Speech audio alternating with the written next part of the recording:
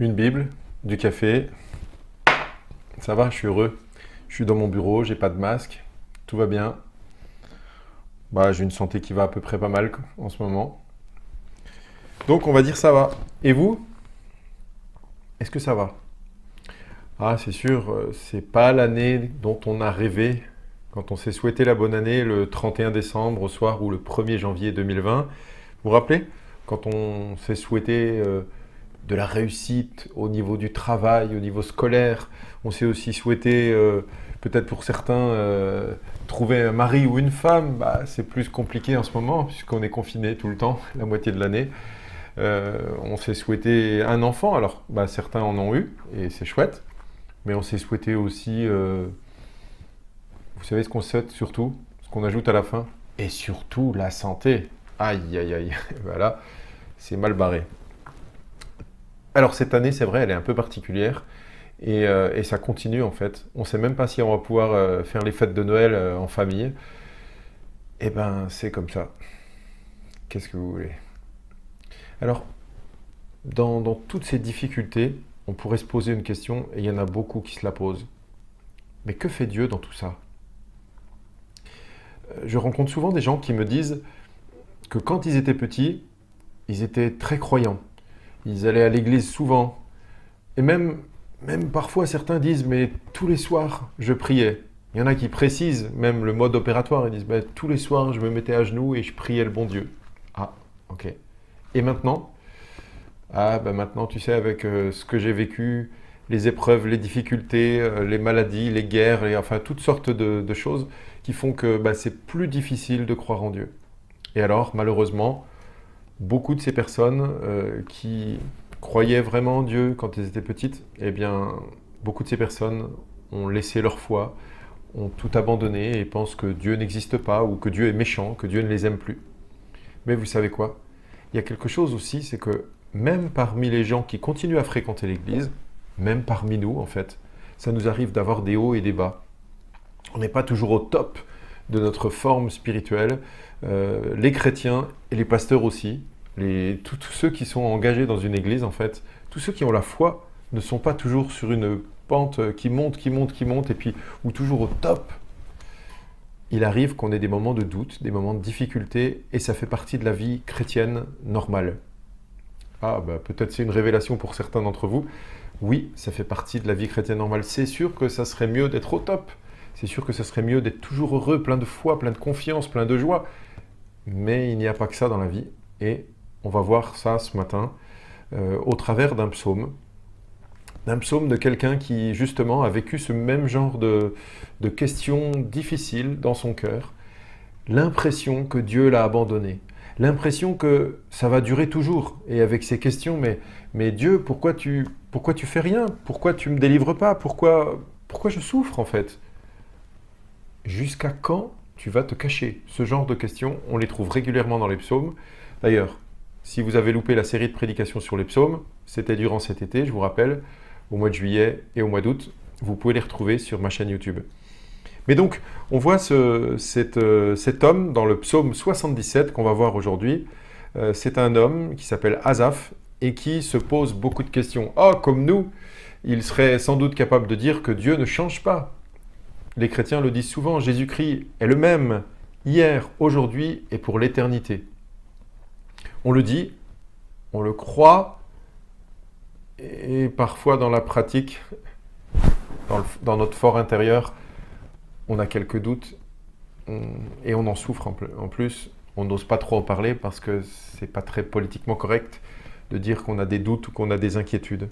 Mais donc nous allons méditer aujourd'hui ce psaume 77 pour voir comment en fait cet homme s'en est sorti finalement de ces questions difficiles. Je vous propose de regarder donc psaume 77. Nous lisons déjà au verset 1. Au chef de chœur, d'après Jeduthun, psaume d'Asaph. Ma voix s'élève vers Dieu et je crie. Ma voix s'élève vers Dieu et il m'écoutera. Vous voyez que le verset 2 nous montre la confiance d'Asaph. On dirait qu'il sait que Dieu est là, que Dieu l'écoutera. Il affirme cela et ça fait du bien de dire, oui, ma voix s'élève vers Dieu et il m'écoutera. Quand je suis dans la détresse, je cherche le Seigneur. La nuit, mes mains se tendent vers lui. Sans se lasser, je refuse toute consolation. Je me souviens de Dieu et je gémis. Je médite et mon esprit est abattu. Waouh, c'est dur pour un croyant de vivre dans une telle situation, de dire je refuse toute consolation. En fait, ça veut dire qu'il refuse les consolations que peuvent lui apporter les amis, les plaisirs de la vie, la nourriture, les rencontres, toutes les choses qui peuvent être agréables sur terre. En fait, il ne veut aucune consolation. Ce qu'il veut, c'est Dieu. Peut-être c'est aussi ce que certains parmi nous voudraient. Je veux Dieu, rien d'autre. Je veux le connaître. Je veux apprendre à le connaître. Je veux le ressentir. Je veux l'entendre. Je veux le sentir dans mon cœur. Je veux sentir sa présence. Et le psalmiste dit, eh bien, je me souviens de Dieu et je gémis. En fait, c'est exactement ce que je disais en introduction tout à l'heure. Des gens qui ont connu Dieu et qui ne le connaissent plus vraiment ou qui ont l'impression que Dieu a disparu. Et du coup, ça crée une frustration terrible. Un peu comme quelqu'un qui aurait... la comparaison est très mauvaise, d'accord, mais comme quelqu'un qui aurait goûté, par exemple, le meilleur gâteau du monde, la meilleure pâtisserie. Je ne sais pas ce que vous aimez, vous. Moi, j'aime bien la tarte au citron meringuée, par exemple. Mais imaginez, vous avez goûté ça, vous avez trouvé ça excellent, et puis, il n'y a plus de citron du tout dans le monde. Les citrons sont... C'est un fruit en mode d'extinction, il n'y en a plus du tout. Et vous vous souvenez de ça et... Ouais, je sais, ça n'a rien à voir, hein, parce que c'est pas si dur que ça. Mais remarquez, quand on a annoncé il y a quelques mois qu'il y aurait peut-être bientôt plus de chocolat, parce que, je sais plus, enfin, les fèves de cacao, on en trouvait de moins en moins, et il y aurait peut-être plus de chocolat, ou que le prix du chocolat multiplierait par 2, 4 ou 6, il y en a qui commençaient à être frustrés, hein, parce que tellement accro au chocolat. Ben, est-ce que vous êtes accro à Dieu? Est-ce que si vous ne ressentez plus sa présence, si vous avez l'impression qu'il n'est plus là, est-ce que vous gémissez comme Asaph? Je gémis. Je ne veux aucune consolation. Je médite et mon esprit est abattu. Avoir l'esprit abattu, c'est dur. Et peut-être parmi nous, il y en a qui sont comme ça. Et on ne prend pas ça à la légère, en fait. On aimerait pouvoir s'aider, s'entraider quand quelqu'un vit dans l'abattement. Ben voyons pourquoi il est abattu, en fait, Asaph. Tu tiens mes paupières ouvertes. Je suis troublé, incapable de parler.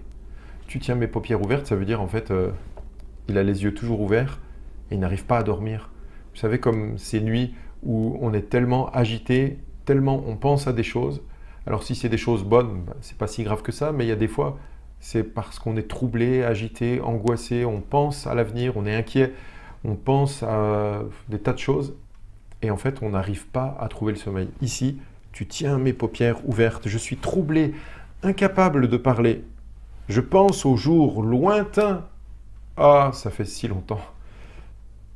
Aux années passées, je me souviens de mes chants pendant la nuit. Je médite dans mon cœur et mon esprit s'interroge. Et que dit son esprit? Quelles sont ses interrogations? Le Seigneur me rejettera-t-il pour toujours? Ne se montrera-t-il plus favorable? Sa bonté est-elle définitivement épuisée? Sa parole a-t-elle disparu pour l'éternité? Dieu a-t-il oublié de faire grâce? A-t-il, dans sa colère, retiré sa compassion? Ce genre de questions, mes amis, on n'ose pas les poser à nos frères et sœurs chrétiens, à ceux qui ont la foi comme nous, parce que c'est des questions qui semblent montrer un doute terrible. Doute pas forcément du fait que Dieu existe, mais du fait qu'il nous aime. Est-ce qu'il nous aime encore? Vous entendez ces questions? Le Seigneur me rejettera-t-il pour toujours? Ce sentiment d'être abandonné, rejeté, alors que la parole de Dieu nous dit que Dieu nous aime, qu'il nous aime comme la prunelle de ses yeux, que si ton père et ta mère t'abandonnaient, bien même le Seigneur ne t'abandonnerait jamais. Il y a plein de paroles réconfortantes dans la Bible qui sont là pour nous rappeler que Dieu ne nous rejettera pas, mais on peut quand même avoir ce sentiment, comme ce croyant, Asaph, ce sentiment d'être rejeté par Dieu, à cause de la dureté de l'épreuve, à cause de la solitude, à cause des maladies, à cause du stress, de l'angoisse, à cause de la maladie, peut-être maladie psychique. On peut avoir l'impression que Dieu nous rejette. Et on a l'impression que Dieu nous rejettera toujours. Et c'est angoissant, c'est terriblement angoissant. Comme quelqu'un, par exemple, qui se poserait la question, mais est-ce que Dieu me rejettera jusqu'au bout? Ce sentiment d'être rejeté par lui, d'être ignoré de lui, je l'ai maintenant, mais est-ce que ça va durer toute ma vie? Si je vis encore 10 ans, 50 ans, ou pour les plus jeunes d'entre nous, 80, 90 ans, est-ce que ce sentiment d'être rejeté par Dieu va durer toujours? Et est-ce que ça va me poursuivre dans l'au-delà? Est-ce que Dieu me rejettera ou est-ce qu'il va m'accepter? Est-ce que Dieu va m'envoyer en enfer ou est-ce qu'il va me garder avec lui dans son paradis? Ce sont des questions terribles. Ne se montrera-t-il plus favorable? Ah, plus. C'est que le psalmiste Asaph a connu Dieu. Dieu était favorable. Dieu était avec lui. Il le savait, mais il l'a expérimenté surtout. Et mes amis, si parmi nous, il y a quelqu'un qui n'a jamais expérimenté la bonté et l'amour de Dieu, alors il faut s'en approcher et le goûter. Mais le pire, c'est ceux qui ont goûté et qui n'y goûtent plus. Ceux qui savent ce que c'est et qui en sont frustrés et qui refusent toute consolation et qui se disent « mais moi je veux cela, je ne veux pas autre chose ». Malheureusement pour nous, aujourd'hui nous ne sommes pas dans la même situation qu'Asaph. Parce que lui refusait toute consolation, mais si on compare les consolations que pouvait avoir Asaph et celles qu'on a aujourd'hui, eh bien mes amis, il y a beaucoup de différences. Vous voulez être consolé aujourd'hui? Il y a beaucoup plus de rayons pour acheter de l'alcool. Il y a de la drogue qui court partout dans les rues. Enfin, moi, j'en vois pas, mais je sais très bien que devant les collèges, devant les lycées, dans certains quartiers, on trouve de la drogue. Vous voulez de la consolation? Vous avez un téléphone portable avec un accès Wi-Fi, mais vous pouvez avoir de la consolation tout le temps. Vous pouvez regarder des vidéos, des films, des séries, des petites vidéos. Vous pouvez même regarder des youtubeurs. Il faut les regarder de temps en temps. Mais vous pouvez regarder des tas de choses. Vous n'êtes jamais seul en fait. Le problème, c'est que en étant tout le temps sur des réseaux sociaux, sur des vidéos, sur des jeux, sur des choses comme ça, en fait, on oublie de trouver la connexion avec Dieu. On oublie de prendre du temps pour être avec lui et finalement on trouve une consolation, mais maigre consolation. Pour qui a connu l'amour et la bonté de Dieu, la présence de Dieu, mais tout cela c'est que une maigre consolation. C'est faible à côté. Dieu est meilleur que tout cela. Alors je ne dis pas qu'il faut abandonner tout cela, mais quand on passe tout son temps là-dedans, eh bien, on passe à côté de quelque chose. Par exemple, on n'a pas forcément envie de lire la Bible. Hein, si on a un jeu vidéo et qu'on a envie de marquer des points, battre un record, des fois, lire un texte de la Bible, on n'a pas l'impression qu'on va marquer des points, battre un record, mais pourtant, c'est une nourriture qui nous fait tellement de bien. Je vous encourage à essayer. Essayez de couper le Wi-Fi, essayez de couper le téléphone, de le mettre en mode avion, essayez de laisser les télécommandes, laisser toutes les distractions et prendre du temps pour voir si Dieu ne pourrait pas répondre à vos prières et vous faire du bien. Sa bonté est-elle définitivement épuisée? Eh bien là aussi, Asaph avait l'habitude de voir Dieu bon. Il le connaissait. Et là, c'est fini. C'est fini. Et il en a marre. Il aimerait bien que ça recommence. Sa parole a-t-elle disparu pour l'éternité? Alors, il ne parlait pas forcément de sa parole écrite, parce que ça, il l'a toujours. Mais sa parole, le fait que, sans doute, Asaph a pu parfois entendre Dieu, le consoler, le parler, être dans son cœur. Bon, il y en a peut-être parmi nous qui trouvent ça un peu bizarre, mais c'est possible en fait. Dieu a-t-il oublié de faire grâce? Nous savons que Dieu est un Dieu de grâce. Il pardonne le pécheur, il pardonne le coupable, il pardonne l'ennemi, il pardonne le tueur, il pardonne le criminel. Regardez sur la croix, il y en a un qui s'est repenti. Dieu est un Dieu de grâce, nous le savons, et nous pouvons le dire pour les autres. Quand quelqu'un a péché et se sent tellement mal, on peut lui dire que Dieu peut le pardonner s'il se repent. C'est facile de conseiller et consoler les autres, Mais parfois c'est plus difficile. Qui parmi nous n'a pas déjà eu ce sentiment d'être rejeté de Dieu et de ne plus oser lever les yeux au ciel, de ne plus oser s'adresser à Dieu parce qu'il se sent coupable? Eh bien, il n'y a pas 36 solutions. Le meilleur, ça n'est pas de rester dans cette situation, de se sentir coupable et accusé, harassé, collé contre un mur. Non, le mieux, c'est de s'approcher de Dieu et de dire simplement, Père, je reconnais que tu es un Dieu de grâce, moi je suis un pécheur, je me suis détourné de toi, j'ai fait ceci ou j'ai fait cela. Le dire vraiment et demander pardon pour la chose précise à laquelle on pense, pas dans le vague, mais précisément, Seigneur, pardonne-moi pour telle chose, pour telle pensée, pour telle action, et redonne-moi la joie du salut, redonne-moi ta grâce, fais-moi encore vivre ton salut. Ah, a-t-il, dans sa colère, retiré sa compassion?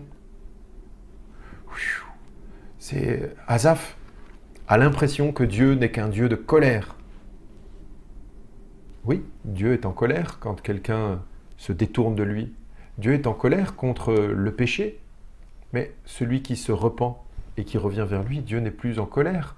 La colère est finie, on est pardonné, gracié, racheté. Et donc, se sentir toujours avec ce sentiment que Dieu est en colère contre nous, c'est terrible, ça fait peur, ça met mal à l'aise. Et on se met à la place d'Asaph, il vit vraiment un sale moment.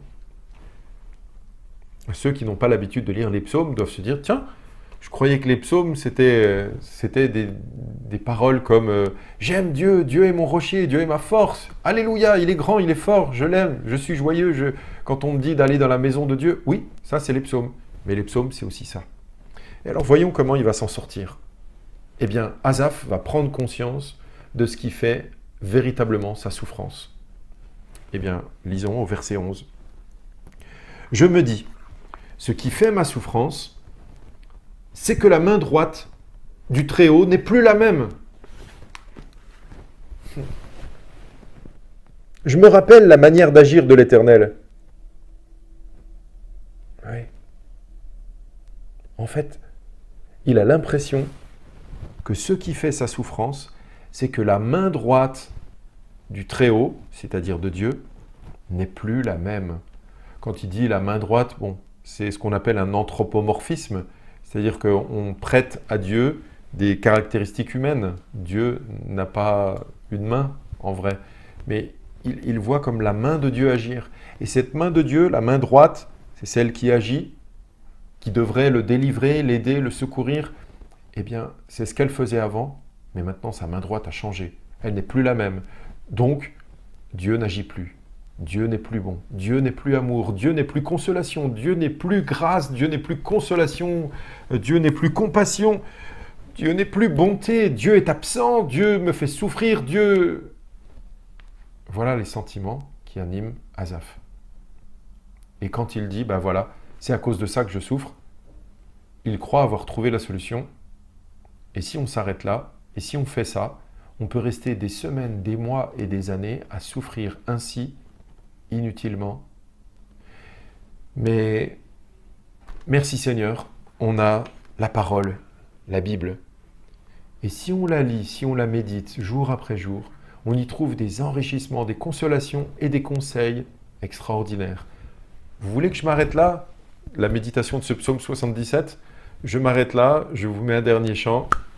Et vous êtes complètement abattu et vous dites « Mais il nous a dit qu'il y avait des problèmes et il nous a même pas dit comment on peut s'en sortir. » Eh bien, la résolution, en fait, se trouve dans ce psaume 77. Souvent, les psaumes sont comme ça. Il y a une partie où le psalmiste, c'est-à-dire celui qui écrit le psaume, on l'appelle comme ça, le psalmiste, il dit ce qu'il souffre, ce qui ne va pas, il dit son malheur. Des fois même, il accuse Dieu d'être à l'origine de son malheur. Des fois, il ose dire ce qu'il sent vraiment à Dieu. Il ne fait pas juste des prières toutes faites comme Seigneur, je t'adore, je t'aime et tout, alors qu'il ne le pense pas, ça n'a pas de sens. Il dit réellement ce qu'il pense et c'est un encouragement que je vous adresse et que les psaumes nous adressent à tous. Soyons vrais devant Dieu, disons-lui ce que nous ressentons. Seigneur, je veux te dire clairement ce que je ressens, ce que je suis. Je te raconte ce que je vis à l'intérieur. Je te dis ma souffrance, je te dis mon désespoir, je te dis ma peur d'aller en enfer par exemple, je te dis mes doutes, je te dis mon envie de pécher, je te dis oh pardonne-moi Seigneur, je te raconte tout. Et donc la solution, vous la voulez? Bon, allons-y. Donc, je me rappelle la manière d'agir de l'Éternel. Oui, je veux me souvenir de tes miracles passés. Ah, je veux me souvenir de tes miracles passés. Ça veut dire qu'Asaph, quand il a raconté que Dieu était bon, plein de compassion, plein de grâce, et puis tout cela, il était nostalgique et ça le frustrait de ne plus le voir. Et là, il passe à une autre dimension, il veut s'en rappeler pour pouvoir se faire du bien et s'encourager et dire mais en fait, s'il était comme ça, j'ai tort. Il n'a pas changé en fait. J'ai beau avoir dit ce qui fait ma souffrance, c'est que la main droite du Très-Haut n'est plus la même. Finalement, en repassant dans mon cœur tous les miracles du passé, tout ce que Dieu a fait, alors je vais être encouragé. Et ça va me faire du bien et je vais dire mais c'est ce Dieu-là qui n'a pas changé, qui est toujours le même. Eh bien, voilà ce que fait Asaph et voilà ce que je vous encourage à faire. Je veux me souvenir de tes miracles passés. Quels sont les miracles passés que connaît Asaph? Eh bien, ce que Dieu a fait dans sa vie, ce que Dieu a fait dans son peuple, du temps de son vivant, mais aussi ce qu'il a fait, par exemple la traversée de la mer Rouge, la sortie du peuple d'Égypte, l'installation dans le pays de Canaan, comment Dieu a béni un tel et un tel. Tout cela, il le connaît. Et ensuite, je réfléchis à toute ton activité, je veux méditer tes hauts faits. Ô Dieu, tes voies sont saintes. Quel Dieu est grand comme Dieu. Tu es le Dieu qui fait des miracles. Waouh! Si vous prenez la fin de ce psaume, là on n'est pas tout à fait à la fin, hein, je ne vais pas aller jusqu'au bout, mais ce passage-là par rapport au début, c'était très pessimiste, c'était très décourageant. On avait l'impression qu'on s'enfonçait plus bas que terre. On creusait un trou et on s'enfonçait dedans, on recouvrait de la terre. Et là, on a l'impression qu'on s'élève vers Dieu. Oui, Dieu, tes voies sont saintes. Quel Dieu est grand comme Dieu. Tu es le Dieu qui est... Non, tu es le Dieu qui fait des miracles. Pas tu es le Dieu qui faisait des miracles et tu n'en fais plus, oh mon Dieu, oh là là. Non, tu es le Dieu qui fait des miracles. En fait, Asaph repasse dans son cœur les bontés de Dieu passées. Il compte tous les bienfaits de Dieu et en les comptant, il repasse devant ses yeux, comme ce chant qu'on va écouter juste après, vous vous en doutez, compte les bienfaits de Dieu, mets-les tous devant tes dieux et tu verras, en adorant, combien le nombre en est grand. Oui, Dieu est grand et il a fait des miracles. Alors je vous encourage à faire comme Asaph. Est-il possible que vous puissiez prendre un peu de temps, pendant le chant qui va suivre, de compter vous aussi les bienfaits de Dieu, de vous rappeler et de le raconter peut-être à quelqu'un, ça peut vous encourager. Raconter à quelqu'un un bienfait de Dieu. Oh, ben tiens, je vais le faire avec vous. Et puis comme ça, je vous donne l'occasion d'en entendre des bienfaits de Dieu. Et vous pourrez aussi le faire avec votre conjoint, vos enfants, vos parents, vos amis. Prenez le téléphone. Allô, tiens, je vais te raconter moi. Tu sais, Stéphane, il a raconté des choses, il nous a encouragés à compter et raconter les bienfaits de Dieu. Eh bien, j'ai envie de t'en raconter. Voilà ce qui s'est passé dans ma vie, en telle année, ou tel jour, ou quand j'étais petit, quand j'étais grand, enfin peu importe quand, mais raconter les bienfaits de Dieu. Et vous verrez, ça vous encouragera et ça encouragera d'autres. Eh bien, moi, je vais vous en raconter deux. Une fois, par exemple, j'étais au Burkina Faso pendant 2 ans pour être prof de maths pendant la coopération. C'était dans le collège protestant de Ouagadougou. Et là, j'avais une moto. Et un jour, je monte sur ma moto. Et vous savez, là-bas, il y avait beaucoup de vélos et de scooters, de petits scooters. Et moi, j'avais une moto. J'avais 22 ans, entre 22 et 24 ans. Et j'étais fier au feu rouge, d'attendre. Puis là, bam, bam, bam. Et quand le feu passait au vert, en général, bam. C'est qui était en tête? C'est Bibi. J'étais toujours le premier, le plus rapide, et j'arrivais au feu suivant et j'attendais les autres et bon, je faisais un peu mon cacou, hein. Voilà. Et un jour, une seule fois, alors bon, il y en a qui vont trouver ça bizarre, mais c'est pas grave. Je suis à un feu, je vais pour démarrer de chez moi en fait, et au moment où je démarre de chez moi en moto, j'avais peut-être 4-5 km à faire, il y avait pas mal de feu, et là, dans ma tête, je ne sais pas comment expliquer ça, les non-croyants vont trouver que je suis fou, mais c'est pas grave. Dans ma tête, il y a une petite voix qui me dit, est-ce que c'est ma conscience, est-ce que c'est Dieu? En tout cas, moi, sur le moment, je prends ça comme un avertissement, je prends ça comme Dieu me parle. J'entends pas avec mes oreilles, mais dans ma tête, dans mon cœur, il y a cette voix qui parle, qui me dit, fais attention, va pas trop vite, fais attention. Puis plusieurs fois comme ça, à tel point que je me dis, mais faut que j'en tienne compte quand même. Et à chaque feu, au lieu de faire comme d'habitude, de démarrer en trombe, et bien là j'étais avec cette petite voix dans ma tête, fais attention. Et j'ai démarré normalement en fait.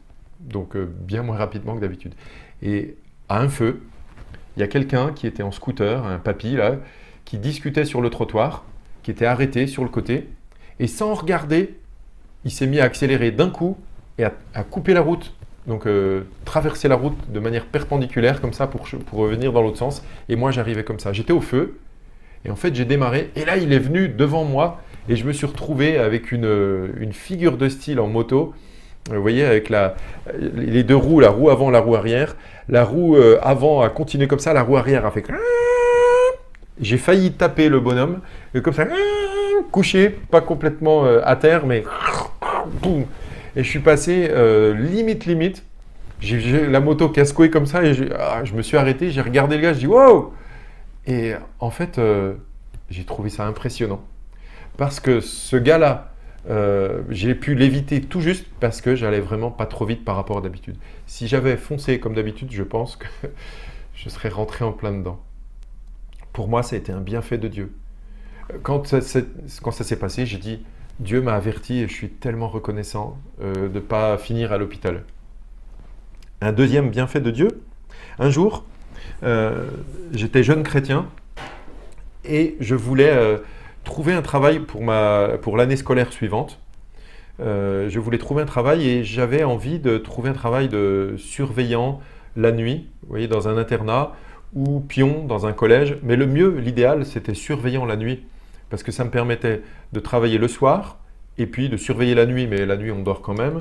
Et donc j'avais fait ce plan-là et c'était au mois de mai, un jour début mai je crois, je me suis mis à genoux dans ma chambre d'étudiant. J'avais pas de travail, donc pour l'année suivante, j'étais en logement étudiant, mais c'était un peu cher et je m'étais dit, il faudrait que je trouve un logement, l'idéal, donc surveillant la nuit. Je me mets à genoux, je prie ce matin-là et jamais j'avais prié pour ça et je prie ce jour-là. Je demande à Dieu, Seigneur, aide-moi, j'ai besoin, je lui exprime mon besoin vraiment. J'aimerais un travail, j'aimerais pouvoir payer mon logement, il faudrait que je trouve, j'exprime mon souci quoi. J'ai pas de logement pour l'an prochain, ça coûte cher, voilà. Comment je vais m'en sortir financièrement? Je ne sais pas. Et ce jour-là, j'étais entre midi et 2 en train de passer dans un couloir devant un petit bureau d'embauche pour étudiants. Et au mois d'octobre ou novembre, j'étais allé dans ce petit bureau d'embauche et j'avais rempli une fiche. Donc c'était pour embaucher des étudiants. J'avais rempli une petite fiche et j'avais bien sympathisé avec la secrétaire. Et elle m'avait demandé dans cette fiche de dire quels étaient mes hobbies, ce que je voulais. Et donc j'avais comme ça pu donner des cours de guitare et des cours de maths parce qu'elle m'appelait régulièrement pour me proposer des cours en fait à des jeunes autour de la fac. Et puis j'avais mis aussi en bas, j'aimerais bien être pion ou surveillant d'internat. Ça m'arrangerait bien. Eh bien, ce jour-là, je passe dans le couloir, devant ce petit bureau d'embauche. Je ne suis pas en train de penser, tiens, il faudrait que j'aille voir si je trouve un logement ou du travail et tout. Je passais juste devant comme ça, et en parlant, j'étais avec un copain, je passe, et là, j'entends mon nom. Monsieur Polegato. Je lui dis, c'est bizarre, il n'y a personne dans le couloir à part mon copain et moi. Et donc, je me dis, tiens, ça doit être dans le petit bureau d'embauche. Donc, je frappe à la porte, j'ouvre. Et la dame du bureau d'embauche me dit « Monsieur Polegato, entrez. Vous savez quoi? Je viens d'avoir un appel d'un internat, le CREPS. Vous savez, c'est les sportifs de haut niveau. C'était à 1 kilomètre à peu près de la fac. Et elle me dit « Ils viennent de m'appeler. Ils ont besoin de surveillants pour leur internat. Donc, si vous voulez, allez-y. Ils vous attendent. » Je dis, c'est incroyable. Je dis, merci, j'y vais. J'y suis allé en courant, je suis arrivé là-bas. Le directeur du Krebs me reçoit dans son bureau. Il m'a regardé avec des yeux comme ça. Il dit, mais comment ça se fait que vous êtes déjà là? Je viens à peine d'appeler. Ben, je dis, je passais devant le bureau et ma petite étoile m'a bien aidé parce que la dame m'a reconnu, elle m'a appelé, elle m'a envoyé. Donc ce monsieur m'a embauché, j'ai été maître d'internat, j'ai pas eu à payer de logement puisque j'étais logé gratuitement. Je travaillais, je crois, 2 soirs par semaine. Et puis la nuit, bien sûr, je surveillais, mais j'avais tous mes repas qui étaient assurés pour toute l'année. Petit-déj, midi, soir. Quand je mangeais sur place, c'était génial, c'était très bon. Il y avait un super cuistot qui était sympa avec moi, qui me mettait des petits plats, des petits gâteaux et tout, c'était super cool. Et puis, quand je mangeais au Resto U, le directeur du Krebs m'a dit, c'est pas normal que vous payiez vos repas puisque vous êtes là embauché par nous. Donc, je vous donne des tickets Resto U. Quand vous n'en avez plus, venez vers moi, je vous en donne. Comble du comble. La lingère me dit, c'est pas prévu dans votre contrat, mais si vous voulez, vous me donnez votre linge, un peu plus, un peu moins, c'est pareil pour moi. Elle me lavait mon linge gratuitement, puis elle me le repassait, et puis elle me le donnait.